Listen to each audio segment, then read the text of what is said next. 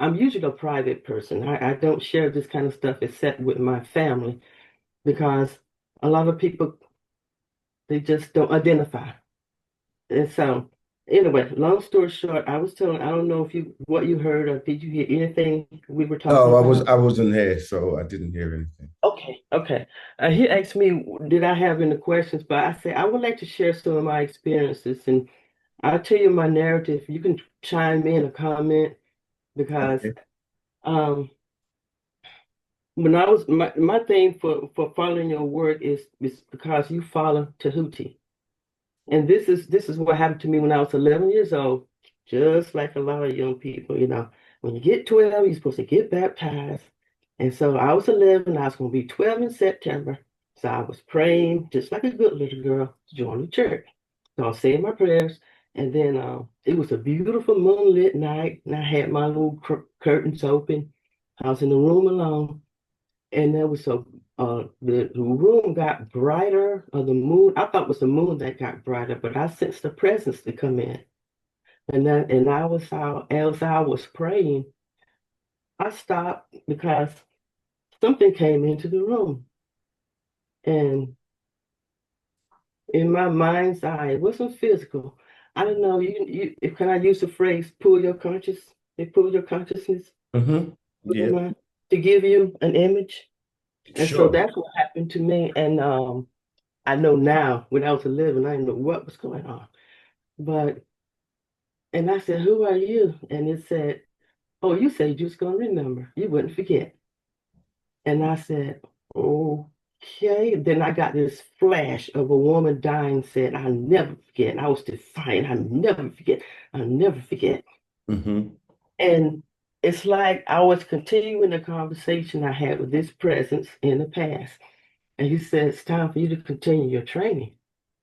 And I said, what training? And he said, and he says, you know, we're gonna finish because you was one of the priestesses in my temple. You used to come to my temple. Right. And and uh and then I'm getting all these images of flashes.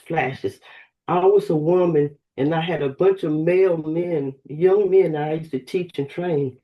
Mine, I'm 11 because nobody in my church, none of the ladies taught. It was all men. But I get these images of young men that I'm training. And so I said, then he told me I had to continue my training. And he was showing me all these wonderful things I could do. I could levitate and, I could do, and I was showing my parents, look. And then I said, oh, well, I got to ask my mom and daddy because I'm coming through. I'm going back through my kid's mind now. I got to ask my mom and dad. And then he said, well, this is how they're going to react. And my father was just elated, but my mother was just, I think she was overwhelmed. And I saw her crying. And she didn't let me see me crying in the vision, but she was just like, boo, she was almost hysterical. She said, I don't know what to do with this. She said, I just don't understand her. I just don't understand her. And that pretty much broke the connection because I said, I cannot make my mom cry. Now, when I was naughty, she might spank me, she might make me cry. But for me to make her cry, I had no point of reference for that. And so, and I kept looking at it, and it had a long beak. I can remember little beady eyes, but they were loving eyes. And the only reason didn't scream and run out of the room hollering is because it was a loving presence and there was no pressure. And he said, I'll be back when you get in your 30s and then in 40s in your 60s, because you're getting on up in age. And this is what he said to me. And so and then I think there's something else. Uh, but I remember the pen. I remember the pen, it was gold. It was a golden pen and scroll. And then after that, it left me. So then I jumped up and ran out of the room. I said, I'm going to tell Mama. I didn't know what to tell her. And I have an elder brother who's pretty much into this stuff, just like I am. We are now. Mm. But I saw something in my room, and it had a big old beak and little bitty eyes, and it had something in its hand. But I don't know what it was. Now, in my world, I was 11. I was going to the seventh grade. So I went back to school in my little library in the rural South, and I read everything I could on mythology, you know, and all the Greek mythology, Roman mythology, all of it. But I never really could find what that presence was. So fast forward, and now I'm 65, and I know who it is now. So um, I got a lot more to share too. But any comments here? I mean, it it's hard for anyone to speak on someone's personal experience, but as you said, you connect the dots. I mean, I can relate in the sense of my own personal experiences, and as we say, different people will get different experiences at different times throughout their lives, and it's gonna be like when you look backwards, you can connect the dots.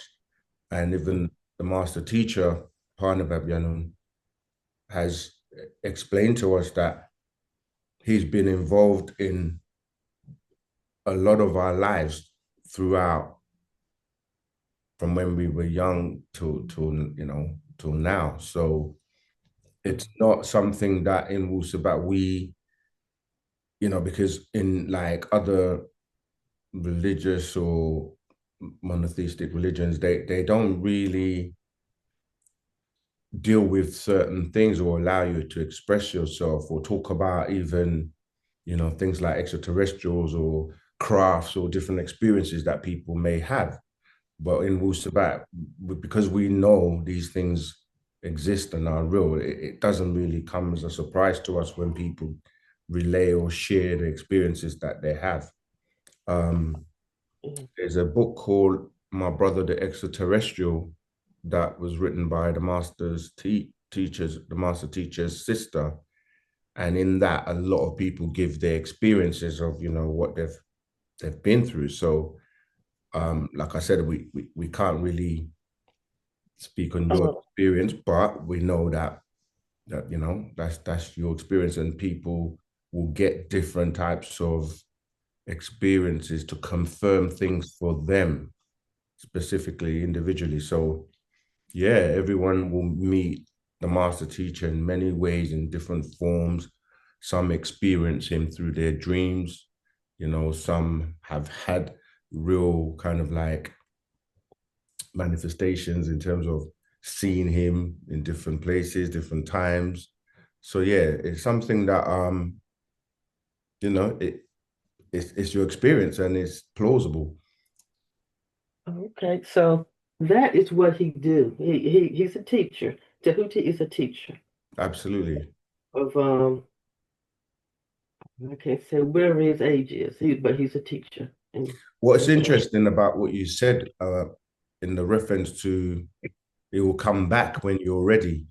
And, Mm, this is where I guess we are now, where you've now recollected and, connected the dots from something that happened when you were 11 years old to now. right, So now I guess he said it will come back when you're ready. So right. this is where you need to continue your journey now in terms of, okay, he's here again now and he's teaching us, and those who are ready are waking up and are ready to be taught. It's the next things you do going forward, from now, that you have to really focus on. But go ahead. Okay, yeah, and I want to ask you about some of the writings that's supposed to be attributed to him. Um, does the master teacher expound on the Emerald Tablets of Thoth or the seven hermetic principles of the Kabbalion? Does he? Absolutely. Those books that people have become familiar with, are trying to emulate or express what he expressed as that being. And there's a scroll called The Sacred Wisdom of Tahuti that he put out. And when you Okay. read that, you will notice and see that, like everything else, people will try to emulate and take the authentic or the original version, and a lot of the times pretend or come out like it's something new or that it's theirs. So yeah, he has spoken about, the fact that those writings and these writings became, as you say, the Jewish and the Kabbalion and Yeah. people, just the It's, different versions of the Emerald Tablets that people speak about. But he's the one that authored the Sacred Wisdom of Tahuti. That's where they're getting it from, and the oh, principles, yeah, which oh, he teaches about and taught in that scroll. The nine principles are what people are copying and regurgitating. But these cover the doctrine of the mental, doctrine of cause and effect. yeah. But go ahead. Okay. Yeah, I'm just listening, and once again, I so appreciate your time. Um, the second visitation I had, I had a lot happen in my life. I started learning how to meditate, and I went to a workshop. Well, I not that didn't really help. I learned how to meditate, and I looked through different sources in the breathing techniques and the ohms, and Mm, I was doing that one night. And one night I was and I knew about spirit guides, and so I petitioned my spirit guides. I said, "Help me through meditation," because when I first started, I know people said they get inundated. You can get inundated with all kind of spirits. You can get influenced, and you see too much, and so I had to start narrowing down and focusing on my meditation. So I petitioned my spirit guides. I said, help me with this. And I know y'all are there. yeah. I know who I know are there. And then it showed up. I had a presence come and show me. And he said, okay. And he got me to focus, just like tuning the antenna. Focus, focus, focus. And so this spirit guide, I didn't see what it was. I saw a silhouette of an image. And And I asked him, said, who are you? He said, if you really concentrate, you'll figure out who I am. So it took me through a darkness place. And it took me to a place, and I saw this huge opening. And he said, and because I didn't know what I was looking at, it was an oval something or other. He said, focus, focus, focus. I almost lost focus because what I saw. He said, focus, concentrate. And I had to hold a certain, what is the vibration, attention.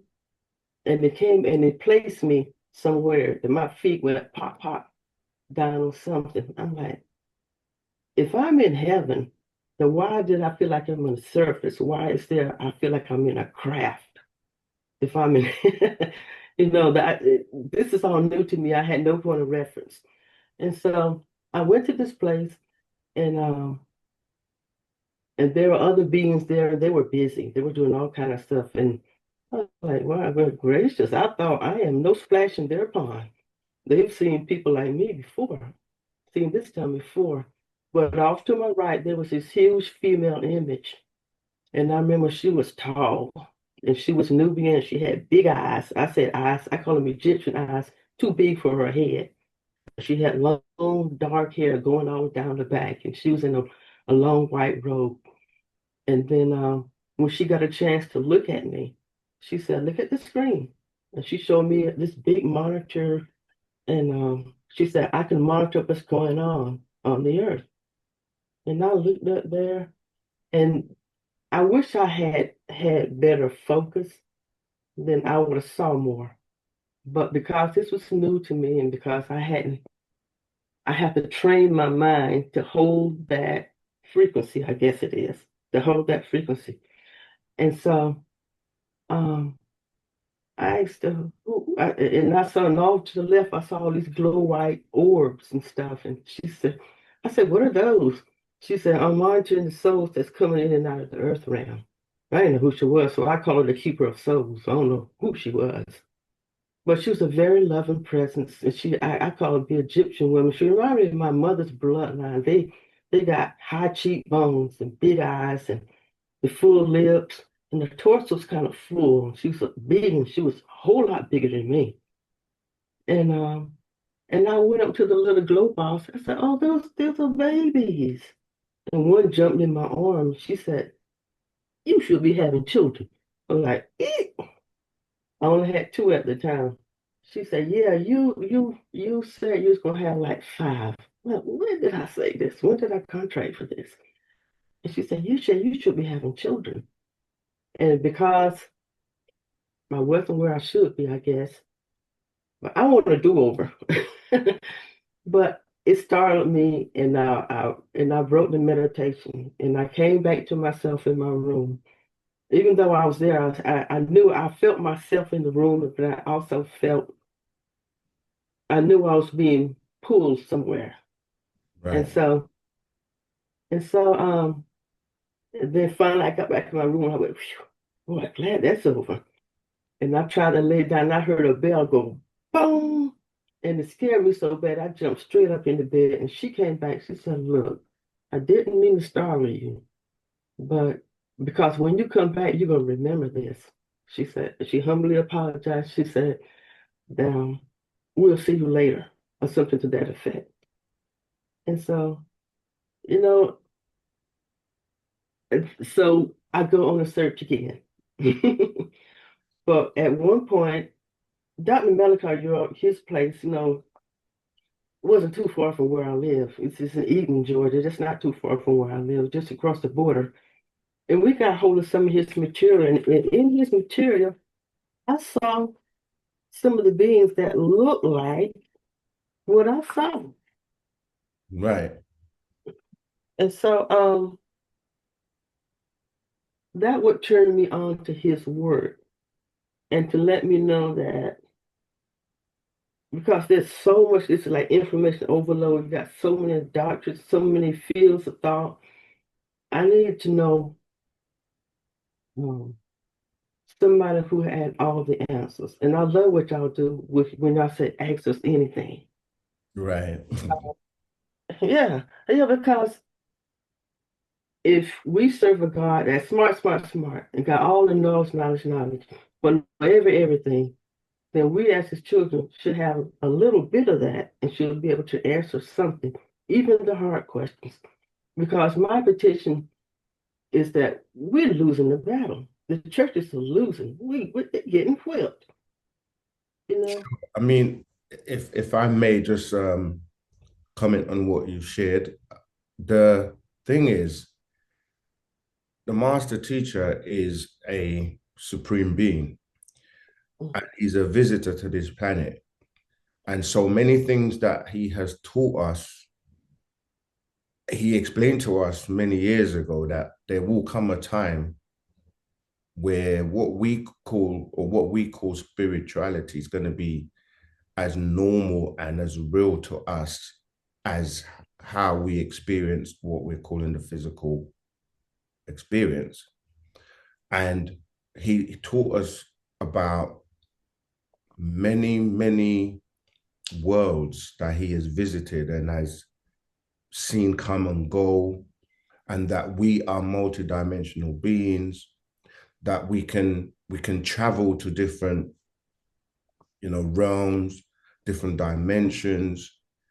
And because we've been dumbed down by, as you say, the church and religious organizations, and as you're growing up as a child, they suppress all these types of things, because when you start to speak to people, your parents or people that are not aware or experiencing the things you are, such as visitations from different beings from different realms or different dimensions, they will say, there's something wrong with you. And over time, you start to not share and suppress these things.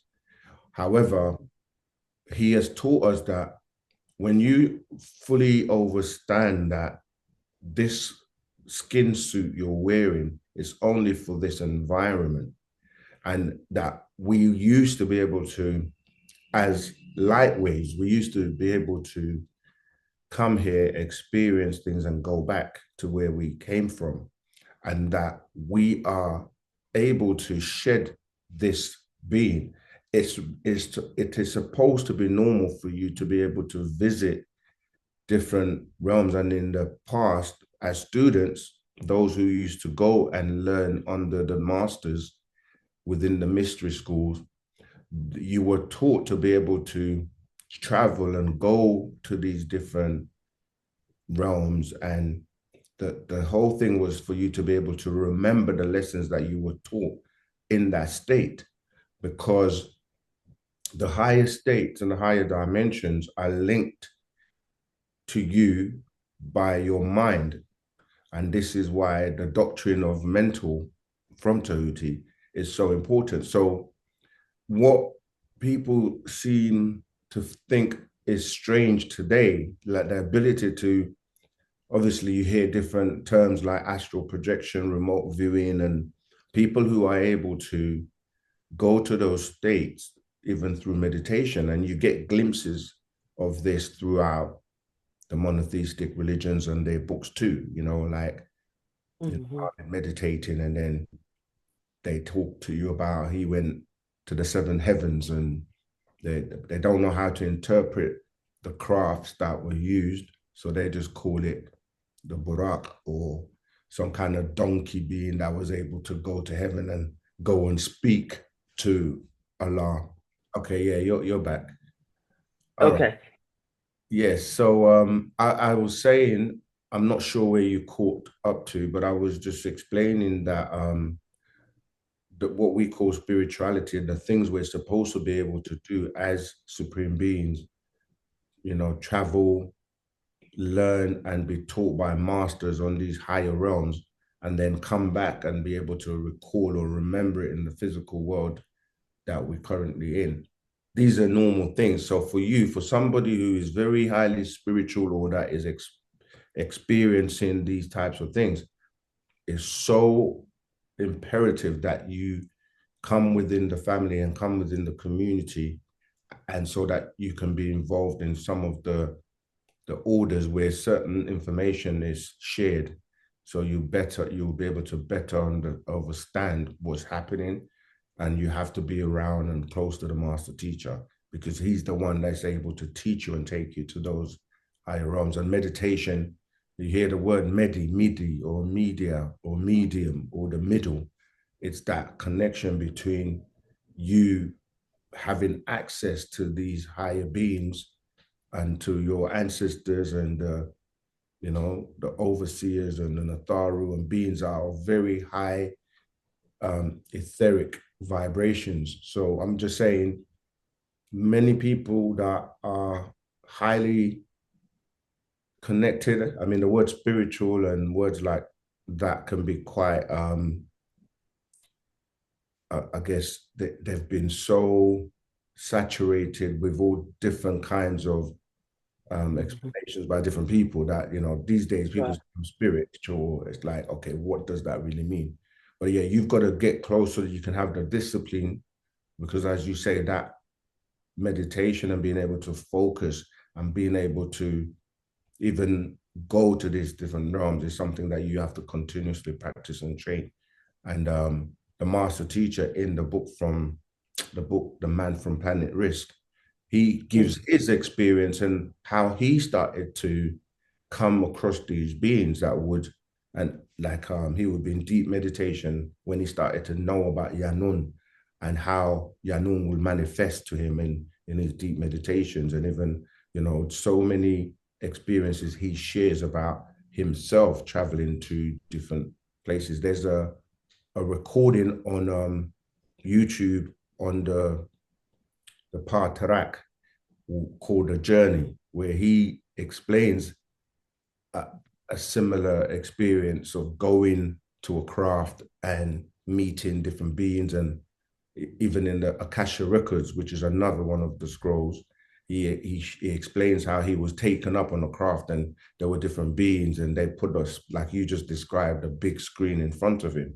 and they were teaching him and showing him the different star constellations and telling him where he was from, Orion and the planet Risk and these kind of things. So nothing you said is weird or uncommon to us because many of us have experienced similar things, and the master teacher himself has shared his experiences, which, I've given you a few references that relate to that.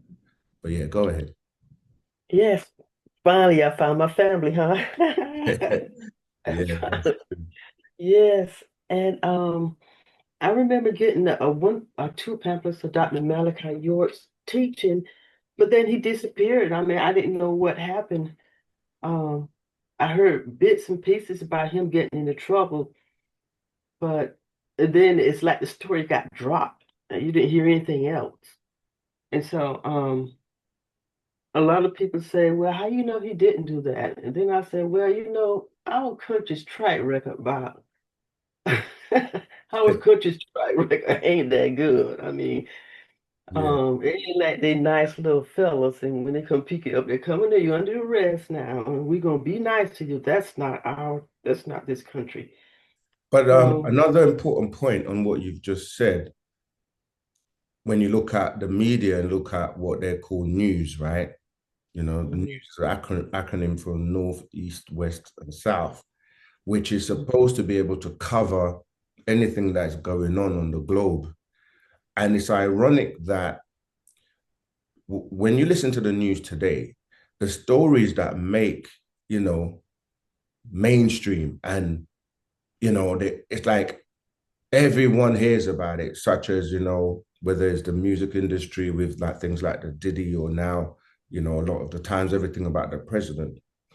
The When you're reasoning and thinking and using your mind as a nine mind or supreme being, it doesn't make sense that the biggest case in the history of the planet where somebody's getting a sentence of 135 years, which has never been heard, right? That mhm, it doesn't make the news in the way you would expect the nonsense that they publicize. So obviously, there is an agenda to suppress or not to really, because you hear the term, even bad news can be good news because if you have an agenda or an intention to do something, like for example, tarnish his character and his reputation and come up with this nonsense, even though you do that, if you put any attention, the world will know and be able to discern and pick up energies and vibrations about what you're saying. Because a lot of times it's not just about what you're saying, it's what vibration and what frequency is coming from what you're saying. So people mhm, are able to pick up lies and are able to pick up truth.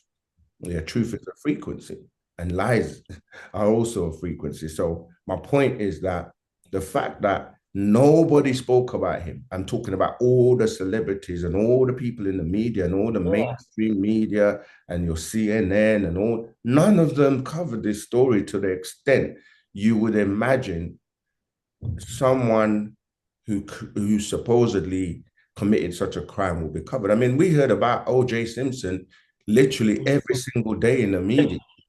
forever. You know what I'm saying? And so that in itself shows you that they didn't want to bring attention to it because people would then find out about him and then they would go ahead and do their own research, read the scrolls and, realize that, this is a setup. And so the best thing was to keep it quiet. I mean, we heard about Gandhi and even Nelson Mandela. I can go on and Malcolm X and none of these people, no disrespect to them because they did whatever they did, but they have never had the same amount of impact on the planet as this being. So yeah, it's obvious that they just don't want people to know about him. But unfortunately, this is being done by way of natural nature. So there's no way that they can stop this and more people are getting to know about him. And if anyone's ever read any of his books or really connected with him, you will know that it's pure lies. It just doesn't make any sense that somebody of that statute and, you know, the resources and everything he had, to do something like that. And they knew that they had to get to people's emotions, because when people are acting emotionally, the reasoning and the logic aspect of them goes out of the window, because you're reacting on, you hear things about children, or Yeah. it's something that's going to trigger you emotionally, and your sense of reasoning, like to look at the facts and to really, break it down and see if it makes sense, kind of goes out the window. So that's what it was about. Go. That is so true. That and um I agree 110%. When I read his, I have a copy of The Man from Planet Risk. I got it from Dusha York, his son, and Yeah. despite what people say, what y'all say and what he say match.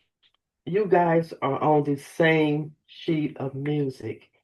Mm. Um, I've heard things that differ. I said, oh no, oh no, they're saying the same thing. And this, I don't know how well y'all know one another. I know you in different places, but Well, you well, don't, you well, I barely. can answer that quite straightforwardly. And this is it. Like, what the master teaches is real. So when people Yeah. see manifesting, it's sometimes for newcomers or people that are not aware. Like, it's like he says, once you're united mentally, it doesn't matter where you are in the world or on the planet. You're Mhm. automatically going to be united physically, regardless of the location. And so Right. the vibration and the frequency of the knowledge, this is why anyone who is really studious or reads the books or studies the book, we will always give you the same answer, even though we might come across with our own different personalities. The truth is the truth. The truth has no allegiance or like to anyone else but itself. So truth is something that when you speak truth, you can repeat it 1,000 times. Have you not seen movies where people are, accused of something and they know they're not guilty? And every time they try to coerce them to change the story, they keep saying the same thing over and over and over again because they know that's the truth. When people lie, and when you start to examine the case with Malachi and look at the conspirators and the people that lied and got together and tried to put a narrative together, you see that every time they tell the story, it changes because Mhm. they have to try and correlate and remember what their lie was Mhm. for putting it together. So that's why when you go to court or you go anywhere where there's supposed to be justice, it's supposed to be based on evidence, not based on opinions or what you think or how you think about or react to somebody emotionally. So truth will always be the same because the things Malachi has been teaching way before even I was involved with the doctrine, and in all the time I've been involved with the doctrine and the books I've read, everything till this day still aligns. Like, the same things he was teaching in 1960, 62. If you read a scroll today about who he is and where he comes from, as being an extraterrestrial from the planet Risk, and it's never changed. Like, it's so consistent that it's impossible for someone to make up these things and write over 1,000 books and none of the books contradict each other in any way. It's just impossible. So again, that's something that, when we are united mentally, we're going to be automatically united physically because we are one people. We're one being having different experiences, but we are one body. And this is where epigenetics and the whole morphogenetic field comes in, because it doesn't matter the distance. We have our elders and our ancestors and people that have crossed over and passed away, and they're still on different realms, but we can still communicate and connect with them. It doesn't matter if they're on another planet, in Alaska, in Australia, wherever we are around the world. This time is a time for us to unite and come together. And that's by way of natural nature. So yeah, again, Duso is doing his thing, teaching and sharing the information, and I'm doing the same, and other brothers and sisters around the world are doing the same, and we're united as one. That is so good to hear. That is so good to hear. Wow. And just real quick, I know what does the master teacher say about the works of Yeshua in the Bible? Is that an accurate account of healing the sick and raising the dead? That is accurate. That is what really happened. Absolutely. We have those abilities. We can do all of that. Now, when you use references like Yeshua and the Bible, again, real people who study the scriptures will realize and know things like this. He was after the order of Melchizedek, right? Yes. So he learned and studied from Melchizedek, who is the same being we're referring to and calling Tahuti. And so he was referred to as a prince after the order of Uh, Melchizedek. And then you had the master teacher referred to as the king of Salem or Salem, which is Salam, mm, which means the king of peace. So, which is greater, a king or a prince? So, really, Jesus and these beings that their stories have been plagiarized from ancient Egypt, they were mm, all students that sat under the great Tahuti and were taught. This is why he knew how to perform what they're calling miracles, the ability to levitate, and they say walking on water, or the ability to use alchemy to, reproduce, where there was a fish and so on and so forth.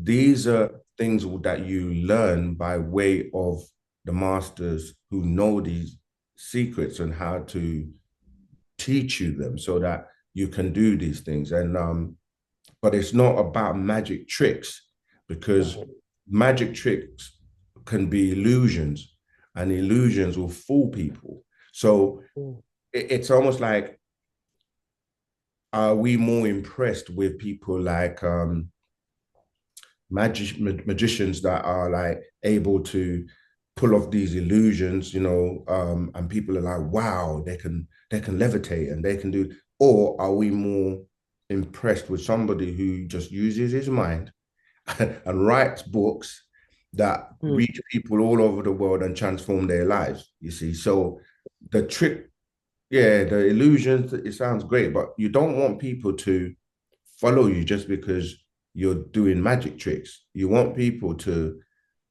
know that this is real and it's something that can actually change their lives. Because when you perform tricks, this is where the biblical characters like God and so on, people think, oh, they're doing magic tricks. They just go, let there be light and let there be this and let there be that, and it's put across as if it just happens. But then mm, when you start to believe that and think he's a magician, and you say, all right, let's magic out all the problems in the world, all the disease mm, and all the wars and all the things that divide us. He can't do that. So people have this misconception of real power is about magic. It's not. It's about the reality. You cannot put a seed in the ground and then magically the fruit starts appearing. Natural nature will go through the process of how it evolves, and then takes time, and then the tree will grow, and then the fruits will come from that. And anything that is real is going to go through that process. There are no quick shortcuts. You have to do the work on yourself to yeah. get the benefits. But yeah, please Oh, continue. Don't worry about the time. We've got time, so you can ask. oh, okay. Um, and I got all my little notes here. That's okay. Don't get your computer. Okay. Mhm. Yeah, that's my daughter. You can come get your computer. Mhm. Um, my man for planning, trust and opinion. Thanks of Jesus. Yeah, you said when you read the book, or was it the man from Planet Risk that you saw the pictures Yes, of the beings? Okay. yes. I thought the man from Planet Risk. I don't know which one of the spirit beings it was. I know it was the female. Mm. And And another thing is when people share experiences, I'll carry on until you find what you're looking for. You know, okay. if you tell me an experience that you've had, and I also have had the same experience, then you haven't got to convince me because I can relate to exactly what you're saying if I've had the same experience.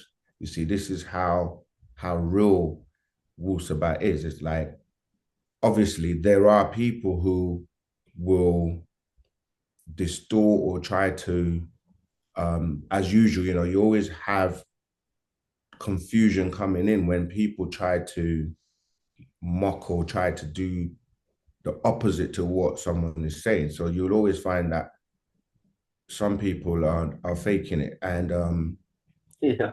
book called Projection and Reflection, which deals with the fact that a lot of people project what they've stored in their subconscious, and Mhm. they will say they've seen something like in the religious world, for example. A lot of people say they like try and describe the experience you just shared with me, but if they're Muslim, they will always seem to see somebody who looks like what they've been taught and they've been programmed with all their life. And as Oh, they say, okay. when they're Christian, they're gonna see a Jesus in a white robe, or some form of what they've been indoctrinated with over the years. It's very rare that you're going to see like a Muslim having a vision or experience or a being manifesting that is a completely different culture or different religion, you see, and vice versa. So there are some people who they project back from themselves what they've stored by way of the programming. And then when you start to ask them questions and the details of what it is, they don't have the details. Like someone will say, I saw Jesus, and we're like, okay, what complexion was it? What color was it? What was his hair like? And then all of a sudden they can't answer the question unless they're Oh, gonna give you what they've been programmed with all their life. And then it's obvious that okay, that's what you're seeing because you've projected that outwards yourself from your stored images. Because if they are, let's say, a Negroid or Nagaru, as we say, and they've been programmed with an image of a blonde hair, blue eye, Caucasian being that is Jesus, and then they come to you and say, I saw Jesus, and you ask them, what color did he look like? Well, what was it? What did he look like? What was his complexion? What was his color? They're gonna be like stuck at that moment because if they say the blonde hair, blue eye, Caucasian looking being, you know that that's the programming that you've had all life. Because the real one, according to the scripture, in the description is he's got woolly hair. His eyes are, red. His feet are like burnt brass. So when you look at all of the burnt brass, it's dark. If you've ever done it, you'll see it turns black. Hair like lamb's wool and woolly hair, that's an afro, do you see? And it's only Nagaru or Negroids that their eyes are red and their voices like, so strong as is described. So you'll be able to just completely see that, yeah, that's a projection that from you're reflecting a projection that you've stored all over your life. Have you found yeah. what you're looking for? Yeah. I noticed in the master teacher's teaching, he referenced a lot of information from Revelation. Um, has he vetted? I mean, is the information that we're given in Revelation, is that an accurate account or is kind of Well, um, it's their parts that are accurate. I mean, what he did when he was teaching us and taking us through the school of religion was give us the references that, in fact, first of all, he told us which books are authentic. So, the book of Revelation, as they call it, was one of those books that many weren't able to decipher and break down, right? Until he started to do it. And now everybody's talking about the books. But when we're dealing with extraterrestrials and dealing with what we're calling time travel, it means that a being that is able to go back in time and go forward in time and come back to this time is able to see glimpses of things that are going to happen that we haven't arrived at yet. And so this is what we're saying when you're saying you're traveling and coming out of your body or go into different realms where time doesn't exist in the way we know time to exist here. So you're able to visit the future and you're able to visit what we'll call the past. However, they're all one, existing simultaneously at the same time, but in different vibrations or different time continuums. So yeah, there are things that's why he was able to tell us things in the 60s, 70s, 80s of things that are going to come. So for example, he put out a book called The Year 2000 and What to Expect, way before the year 2000. And so there were many things that he taught, like, do you not see that certain beings that are mentioned in the scriptures, like Gabriel, um, he's in the book of Revelations, and he's in the books from like what people call the Torah, which is going back thousands of years before. And so how is that possible? But when you start to fully understand that these are extraterrestrials and beings that exist outside our time zone and can travel back and forth, you then start to see that everything in the book of Revelations already happened, even though some people, to them, it's new or they think it's going to happen. You see, so yeah, the master's been able to give us information about what people call prophecies, and things that are yet to happen. Even now, he's telling us things that are going to happen in 2030, in 2043. You know, these are all things that he put out the holy tablets in 1995, 96. But he was talking about things that are going to happen in 2030 and 2043, which we haven't even arrived at yet. So how is that possible? And why is no one else able to do that? And everything that he has ever said, speaking about Anunnaki and the beings coming and the alignments in 2003, all of the things he's ever said has come to pass, you know. So we're still here with him and we just want him home so that he can guide us and take us to the next level. And yeah, and I was looking at the man from Planet Risk, and I was looking at the technology and information he had. And I shared this with my brother. I said, I bet the FBI and the CIA was having a fit because this is classified stuff. There is no Exactly. way he would know that. I know when they said, how are we going to get him? We got to get him. He's putting out too much information because you don't get that, and you have to make mathematics behind it. I didn't understand it all, but I saw the movie, The Philadelphia Experience, and and I knew about Nikola Tesla, and I knew that he was connected somehow with other extraterrestrial beings. And I said he put this in this book, and I don't know when he wrote this book, but I know that this might have this really made them do their homework on him.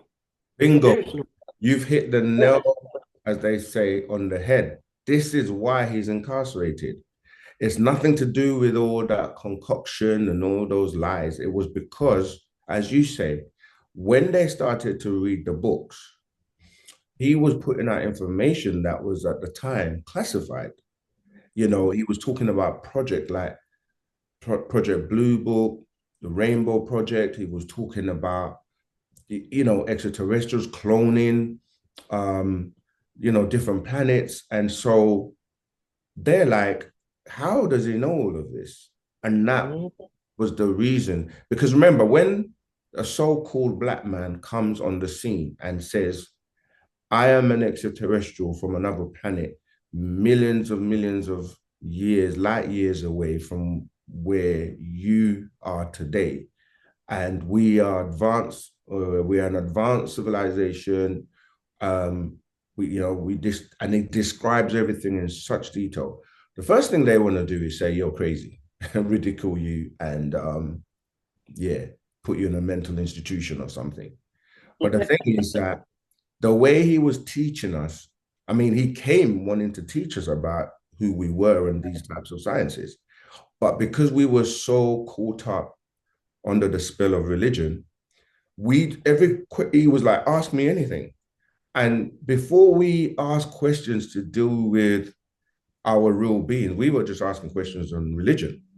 So he was like, okay, they're babies. I've got to walk them through this until they're ready to Right. open up. So that's why he was teaching us and took us through the schools of religion. But even then, he was embedding our true culture within that. So he always, like I said, consistently said, I'm a visitor. I'm from a planet called Risk. You know, we built the pyramids in terms of our ancestors, et cetera, et cetera. So even the symbols that he used, you know, he had like the crescent with the star, Wow. what people looked at the six-pointed star, but in the middle he had the ankh. And even though from a religious mindset, you would be looking at the crescent and thinking, oh, this has got something to do with Islam. But then you'd be like, but we're not Jewish. So why does he have a six-pointed star with the crescent? But if you're Wow. Jewish or coming from the Judaism school, you're going to be like, that attracts us, even though we know the Zionists, they had an interlocking six-pointed star. But then Oh, if you could look further and look in the middle and the center, you would see the Ankh. Now, the Ankh was representative of ancient Tamaray or Egypt, or what people call Kemet, and that was the key of life. So he was able to bring everybody together, but at the same time, intravenously feed us Wu Sabat or Wu Nuat until we got to the point where we were ready for what he came to give. That's why he said up front, I came giving you what you want so you would learn to want what I have to give. And obviously, as time went on, they were like, even though he's teaching religion, he's still attracting so many people. And they were like, oh, he's a nut. He teaches Islam, and then he jumps into Christianity, then he jumps to Judaism, then he's jumping to Egyptology. He's all over the place. So he doesn't know what he's doing. He must be crazy. Nobody's going to take him seriously because they're used to people coming with doctrines of religion that have no yeah. foundation and that will not hold us, because after you've been a Muslim for so long, you're like, this is not doing it. I'm going to go be a Christian. Or vice versa. You could be a Christian for many years and you're like, this is not doing, so I'm going to be a Christian. So what they did was give you multiple choice, and whichever choice you chose, they felt that they got you. But what they didn't Yeah. realize is the extraterrestrial information. At that point, people would be like, you're crazy. But as time went on, and we were coming out of the 6,000 year spell, they realized he's too smart, because not only is he teaching us our true way of life, but when we came to the year 2000, the end of the devil's rule and the 6,000 year moon cycle had ended, he pulled away all the veils, and it was like, now I'm really teaching you who you really are. But what they realized was all the time throughout the years from 1962 all up until the year 2000, all the extraterrestrial stuff, all the classified information that they had. And when they were declassifying them, they were like, wow, this guy, he knows all this stuff without even having access to, our secure, whether you're talking about NASA or the Pentagon or whatever. And so that's what you're right. Not many people are able to put what you just did together. Like they were like, no, this person, yeah, we got to take him out of circulation. But it was too late, because so many people had experienced abductions and, seen crafts, and, certain whistleblowers started to talk about, Right. bubblers, and people that were involved in these projects started to, tell you their stories. And some of them, when they were passing or crossing over, they're like, we ain't gonna take these secrets to our grave. We have nothing to lose now. Yeah. So they Yeah. started to expose these things, and now the world knows that he was always right. And so many people who left before he started to give what he came to give are now coming back, because now you can connect the dots backwards. This is something that you can only do connecting the dots backwards and not forward. So somebody that is here today who was here 20 years ago, 30 years ago, can go, wow, he was the first person to talk about this. He was saying this 20, 30, 40, 50 years ago. And now you're compelled to deal with the truth. And it's either you're going to put away your pride, your ego, and come follow, or join in, and let's do what we have to do, which is take off the devil's head and get rid of the forces, and then we can live the way we're supposed to live and build, and basically bring in nine ether, which is here already anyway. So I know I went a bit wide, No, but but yeah, that's okay. I feel privileged to have your undivided attention. But thank you. But yeah, please go ahead. yeah, yeah. In my experience, what I had to do, and I got an older brother kind of credit for this. He was a minister in the Baptist church, and he started studying, reading, and he's a researcher. And he's like a bloodhound when it comes to information. And he kept running into walls about. He read about the Code of Maharabi, and then did a research on the origins of the King James Version of the Bible. And then he left the faith. Now Mm, it upset us because that's all we knew. But then me and him, my husband calls us twins. We got twin souls. So yeah. I'm the kid sister that I was to follow my big brother around all the time. But we had the same train of thought. And so I started studying because he started studying. And one day I was looking at his book, the Maranatha. Mm, You familiar with the book, the yes. Maranatha? And I said, I was telling him, I said, when I was a kid, I saw something in my room and I was flipping through there and I saw the picture of Tahuti. And I said, that's it. That's what I saw. Mm, And that's been almost 30 years ago. And I started back, then I started researching who is this entity? And I've been inquisitive too. Now, so I started reading, tracking back, first of all, Black history. mm, And come to find out everything comes from Egypt. mm, Moses came out of Egypt. Yeshua went to Egypt, and Joseph in the Bible, he ended up going to Egypt. Everybody went to Egypt. Okay, so and then the little question mark comes up. If everybody goes to Egypt, what did they have that these other people didn't have? mm. And so I kept pulling on those breadcrumbs. And so when I did start learning how to go in meditation, I took a cup and said, okay, creator, if you don't if you don't show me what's right, I ain't gonna serve you. I'm gonna live like I want to because this Bible makes no sense. And Genesis is a cluttered mess. And I don't I said, this makes no sense. And so I took that opinion. I said, this is what I know. I'm gonna put it right here. I'm gonna set that aside. Show me. Oh boy, what I set that for. And so when went in meditation, a spirit guide, and I got to find out who they is too. I know it might be an ancestor, I don't know, but when I went in meditation, and it was just like happy to have me. They let me show you this. I said, what about the pyramid? Show me the pyramid. And he said, you see that vent? Scientists don't know what it is, but souls go through there, and it goes up into the stars. I Mm, said, wow. I said, okay. And then it took me, I said, what about the Bible says it's supposed to be people under the earth? We under the water. And I saw these beings.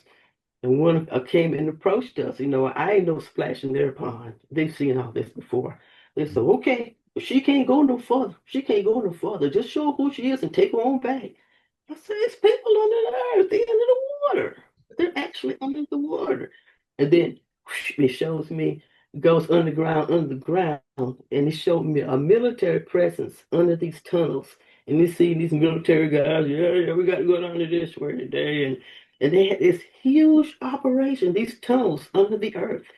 And I said, what in the world? Why are these tunnels under the earth? And I saw a stone. It was some sort of experiment.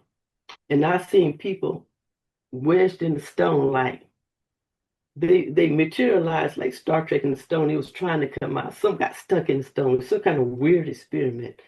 And it mm, showed me, said there's stuff going on under this earth. And so and a lot of other things too. And I said, you know what? I don't know what can of worms I opened when I made that statement, but that was my heart. Right. And 'cause I asked him, what is, I want to know the mysteries of the universe because that's those 66 books ain't getting it. And then by that time, I knew that there were other Bibles. There was the Catholic Bible, and there was the Ethiopian Coptic Bible, and you Mm, got all of these kind of Bibles. And, you know, but one thing I agree with you, truth is truth is truth. Water is either liquid, steam, or solid. That's truth. Nobody argues that. mm, You know, truth is truth is truth. You don't need 19,000 versions of the truth. There is only one truth. So absolutely. we have to find out what the truth is. And so that's been my journey. Yeah, And again, keep touching on things. This is where, for example, when we were talking about the Philadelphia experiment, he was breaking that down in that Man from Planet Risk book to the point where the actual being that survived that, he had to come and look for him so he can explain to him what's happened to him because he lived his whole life. Remember that was from 1943, and he ended up searching his own life trying to find answers, and he couldn't, and he actually came to the land, Bailey, oh, yeah, to kind of find, and because he's reading that book and he's like, this person knows more about what happened to me and this whole experiment than I know myself. But that's right. just a sidetrack to say, even with that was in that book, Man from Planet Risk. The tunnels you mentioned, he explained to us back then. He said, do you guys know, and it's in the book too, that there are tunnels that lead from New York to London and that beings can travel here in, you know, very fast speeds. And back then we were like, what? But of course, later on, they started building tunnels such as the Channel Tunnel over here. And now it's all over the news, exposing all these tunnels. Many people have been down to these tunnels, and obviously a whole extraterrestrial, you know, inhabitant over there. And even he went into Shambhala. Remember, he wrote the book Shambhala and Agatha years before, talking about, there are cities within the earth. He spoke about Rainbow City. He spoke about, Enki, when Enki came here and how he was terraforming the planet in South America and so forth. So, yeah, the sirens. He spoke about sirens underwater and the beings that we evolved and came out of the waters, and that there were great civilizations beneath the seas. The seas are so deep. That's why even in Genesis it talks about the Spirit of God was um, floating above, or the deep. And then when you're reading it now with your eyes open, you're like, the deep. What is the deep? The deep is referring to water. There's a movie with I think it's with LL Cool J, even called The Deep, and Anaconda, Mhm. and all these types of things. He was teaching us about the different extraterrestrials that have been here for millions of years and living underwater. And when scientists try to go underwater, they go so far that, you know, it doesn't even reach the depths of how deep the seas are. And so Wow. of Wow. extraterrestrial crafts like in 2024 were coming out of the waters, and people are now talking about Antarctica and the North Pole, and so all of these things that are being exposed, because remember, him coming is about all truth being known. So if you're somebody that wants interested in the truth, you will find the truth, because as you say, when you research and you study, you're gonna find out that there are levels. Like some people just read the King James version of the Bible and that's it. They don't even think English, and this was put together by the Nicene Council in like around 325 AD. But you're talking about we've been here for millions and millions of years. So somehow your mind has to go, if this Bible is only, this religion is only 6,000 years or 2,000 years old or 4,000 years old, and we've been here for millions of years and there were different cultures and different like civilizations, then what did they have to say about creation and how it all began? You see, so when you're saying everyone went to Egypt, yes, because Egypt is the cradle of civilization, because that's where our ancestors came and they settled and they were building and teaching. So even in contemporary times, when you're dealing with the Greeks and the Romans, they all went to Egypt. When you look at, Plato, Socrates, Aristotle, um, Alexander, the so-called great, and so on and so on. All of these people went to Egypt to study before we even get into the ones you mentioned, like your Jesus or Yeshua and Moses and Abraham and Joseph and his family. And everybody goes to Egypt because that's where you were taught the sciences of the universe, and you were taught the information that only those supreme beings had.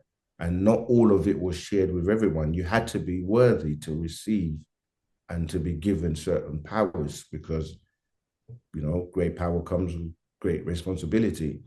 This is not a watered down religion that somebody else does all the work and dies for your sin, and then you just go to heaven and get a duvet and roll over and say, I'm home now, and do nothing for the rest of your life.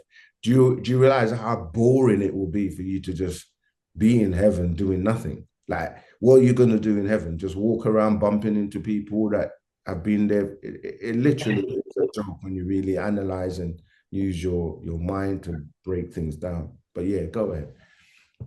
And it makes people lazy, and it, it gives people a false sense of security. And I was reading about the year 2030 Mm. and what was going to happen. Oh, I know what I want to ask. How did the 144,000, and if I got this right, they were originally from Nibiru. How did they get here on Earth? Are they here now on Earth? And they have to go back? How did they come here? They Right. got The 144,000 again is something that is mentioned in the books of Revelations, and is mentioned throughout many books that people try to explain what it is. And it's something that is literal, because again, when you're reading the Bible, there are things that are literal, there are things that are allegorical, there are things that are symbolic, and you have to have the gift or the power to be able to discern which is literal, which is symbolic, and which is allegorical. So the number 144 literally represents the number 9, because when you add up 1 plus 4 plus 4 is 9.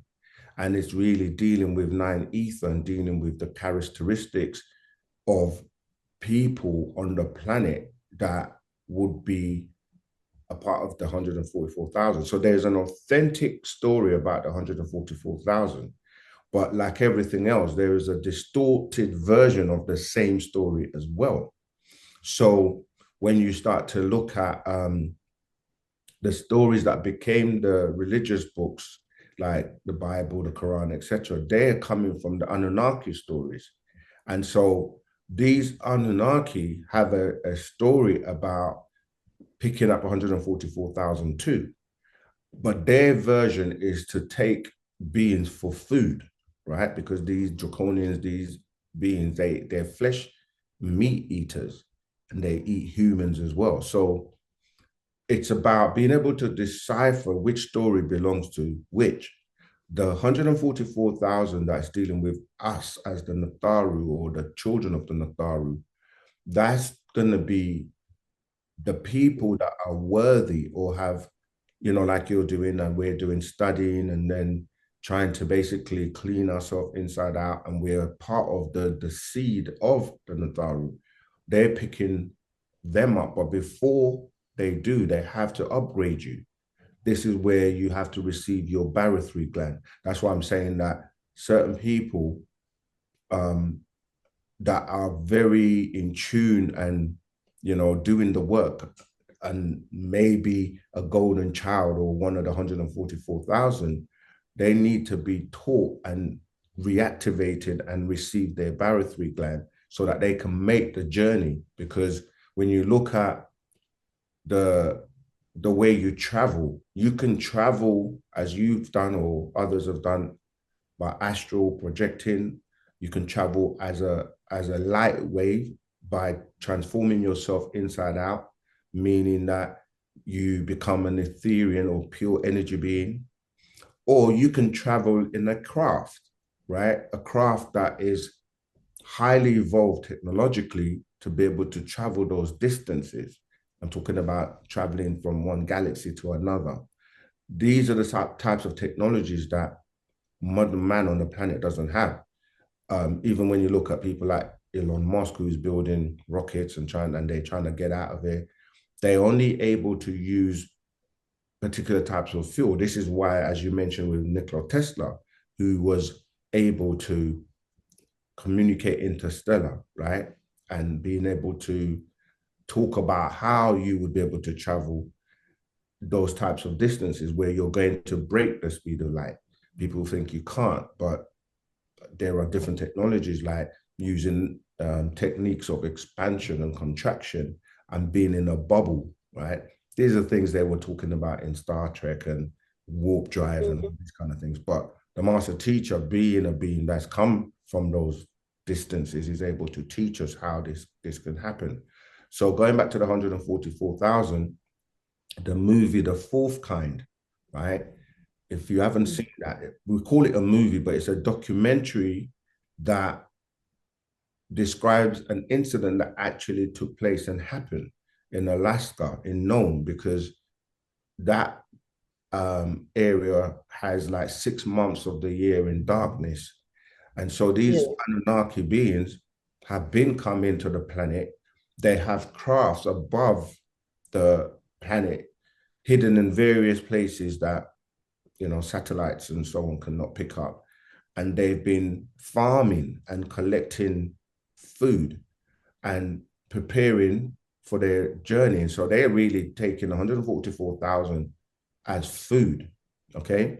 This is the rapture they talk about in the books of like Revelations, but is a raptoid, like meaning these reptilians, these reptiles, they're collecting food. And so if you don't know what you're doing, much like we say when you're crossing over, if you haven't been furnished with the right knowledge to know what to do, you will walk and go in the wrong direction and go to like the wormhole, which is the white light that everybody talks about when they're having out of body experiences, as to being able to discern and go towards your ancestors or extraterrestrials that would take you further to the different realms and the new existence.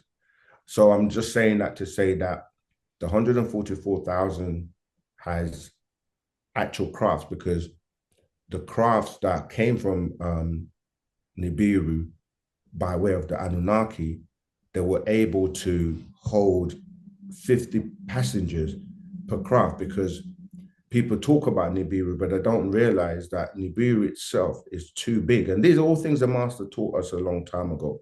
Like Nibiru is too big to come to close to the Earth's atmosphere, because it causes a lot of catastrophes, you know, like earthquakes, tornadoes, tsunamis, etc., etc. So these ships were used to launch other smaller crafts called shams, okay, which hold 50 passengers each. So 2,880 of these shams will descend and then pick up 50 passengers each to take back to Nibiru. You follow me? So that's one story about the 144,000. Our story about the 144,000 is really explaining about the 9 ether beings on the planet that are being raised and that are woken up, and then learning about what 9 ether is and so on and so forth. So there are 9 species of us, right? The Negroid, even though we look the same and so forth, each race has different species. With us, we have 9 species. The number 9 relates to, you know, like us being not only 9 different species, but we're dealing with everything to do with 9. So the other races they have like, when we look at points or chakras, they have like 3 and all the way up to 7, but we have 9. And the 9 is you have 2 above what you consider to be your head, but they're still attached to you etherically.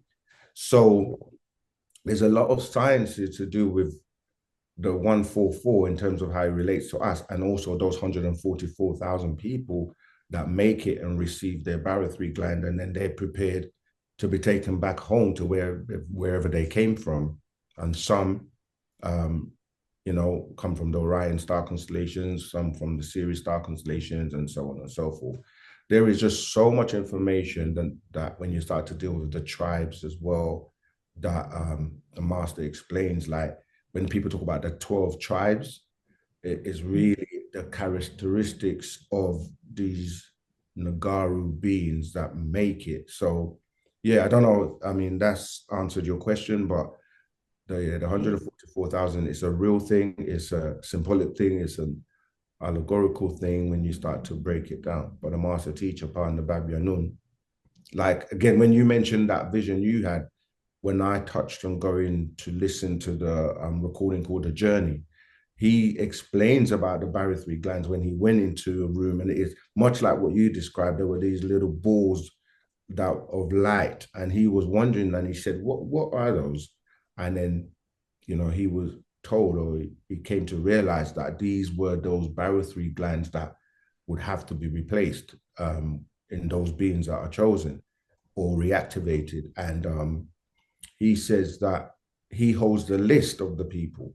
This is why with what we teach, it's real, because every single moment you have the opportunity to, you can fall off the list or stay on the list or get added to the list based on how, you yourself are developing. So it's about working to perfect yourself, you see, to be one of those 144,000.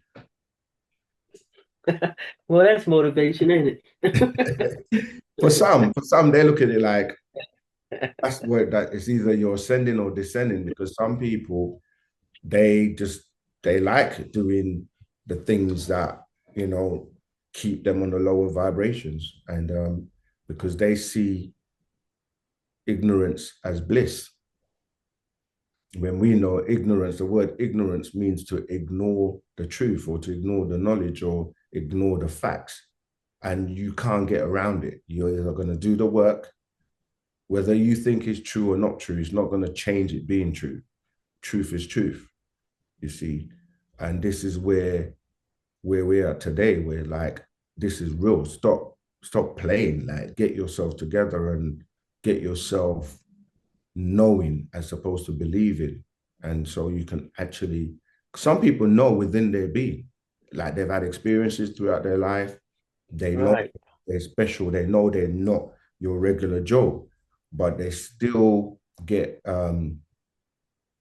bamboozled, and they like the lights, the glitter and the glamour of this false illusion that people call a life, when you're just, being put into slavery. And you got to look into your inner being and really know who the real you is, as opposed to, because people can have all the money in the world, all the material things and cars and houses and so on, but they're still not fulfilled, and they're still not happy, because none of those things last. They will always fade away, you see. So it's about, knowing your real inner being and preparing for what's to come.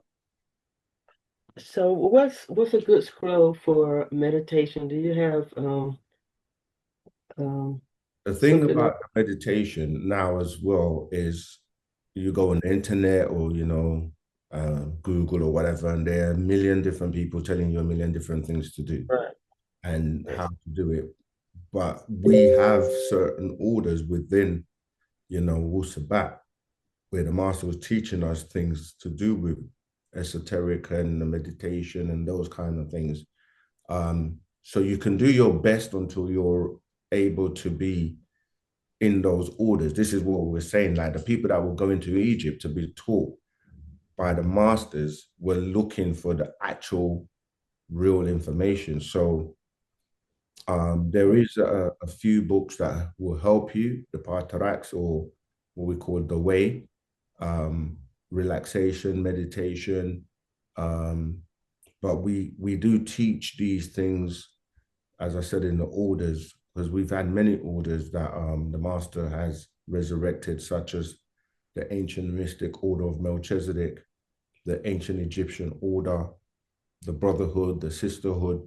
There are many orders that we keep saying to people, look, you're not going to get the jewels unless you prove yourself worthy. It's like when Jesus or Yeshua was speaking in parables and saying, like, you can't take pearls and throw them to swine. You have to prove yourself to be worthy to receive the higher mysteries, you see. So you can learn and do your best through those books because you've got also influences from other races, such as the Hindu beings and beings that they go to the extreme when they teach about meditation and transcendental meditation, and they're really also more in tune with their beings and ancestors who are not necessarily for you. So these days, you go on the internet and you have people that just learned about yoga the other day, and now they're gurus and they're teaching you all kinds of things, and you Yeah. can basically, yeah, you can be set off on the wrong tangent and not know what you're doing. So we make it simple with Wusabat. Study the scrolls by the master, come close, be a part of the community, work your way into the orders so that you can be given the secrets. Okay.